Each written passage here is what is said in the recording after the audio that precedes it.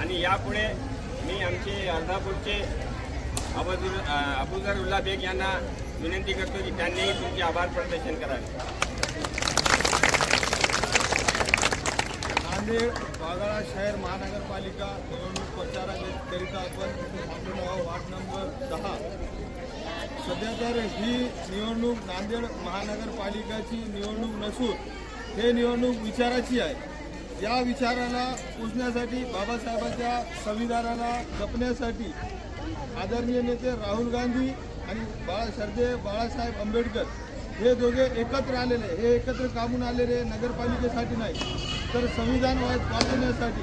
हे जे भाजपचं सरकार आहे, आपण बघू शकता मोठे नेते जे पैसे जमा करून विकून तिकडे भाजपमध्ये जमा होत आहे, तर हे लोकांचा विकास करण्यासाठी नाही तर आपला जे संविधान बाबासाहेबांनी जे हिंदू मुस्लिम सर्व धर्मांना आपल्याला समान हक्क दिलेले आहे, या भाजपवाल्यांना सर्वात जास्त आपण खलतो तर दलित आणि मुस्लिम। त्यासाठी त्यांचा अगोदर प्रयत्न आहे की सगळे काँग्रेसचे इकडचे पैसेवाले नेते तिथे घेऊन संविधान संपवावं आणि मनुस्मृती लागू करण्याचा त्यांचा प्रयत्न आहे। आपण बघू शकतात की अगोदर मनुस्मृतीमध्ये आपल्याला कशा प्रकारचं वागणं होतं, महिलांना जे अधिकार आहे ते बाबासाहेबांनी दिलेले आहेत।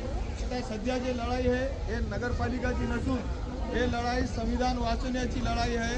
आपल्याला यामध्ये एकाजुटीने राहून आपण बघू शकतात परवा सुजातदादा आंबेडकर इथं येऊन आपल्याला सगळ्यांना बोलून गेलेले आहे, कारण ते आता जे आलेले आहे वेगळं परिस्थिती निर्माण झालेली आहे। कारण आपण ज्या या वार्डातून राहतो त्या वार्डामध्ये बी काँग्रेस पक्षानं जेव्हा अगोदर तिथून जे आज जे म्हणतात की भाजपमध्ये जे गेलेले, भाजपमध्ये फक्त तुमच्यासाठी यांच्यासाठी गेलेले नाही, काँग्रेसमध्ये मोठे झाले, तुमच्या मतावर बाबासाहेबांच्या नावानं मतं मागून मोठे झाले आणि सध्या भाजपमध्ये पक्षामध्ये पळून गेलेले।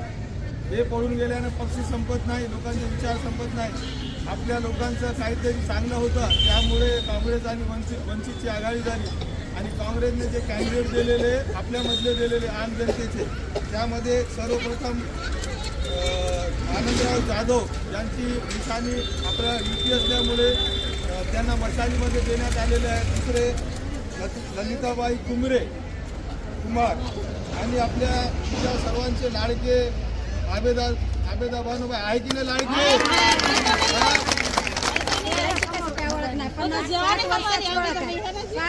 मग ते आबेदा खायला आल्यानंतर तुमचे प्रश्न मिटणार की नाही, मग त्यामुळे आता तर आहेच मागं तुमच्या। मग त्यासोबत आपल्या पावळे साहेबाचा मुलगा जे आहे शिकलेला मुलगा आहे आणि ते त्यांच्यावर जिल्ह्याची बी जबाबदारी आहे। काँग्रेस पक्षाने अशा वेळेस सांभाळला जेव्हा सगळे नेते पळून गेले मोठमोठे, त्यामुळे आपल्याला या निवडणुकीमध्ये कोणाच्या आमिषाला दाखवू नका, कारण आपला मतदान अशा लोकांनी द्यावा ज्याची त्याची आपुलकी आहे। कारण समोरचे माणसं बघितले तर तुम्ही 30-30 वर्षापासून त्यांना मतदान दिलं आणि तुमच्या मतदानाचा धोका देऊन ते पळून गेलेले। काल काय त्यांचं आहे, तिकून कोणी पैसे देईल, भाजप सोडून तिसऱ्या पक्षात जाईल, पण हे माणसं तुमच्या गलीचे आहे, तुमच्या ओळखीचे, सुखादुखात येणारे आहे। आपण यांच्या मागे खंबीरपणे उभं राहावं आणि यांना निवडून द्यावं हीच विनंती करतो।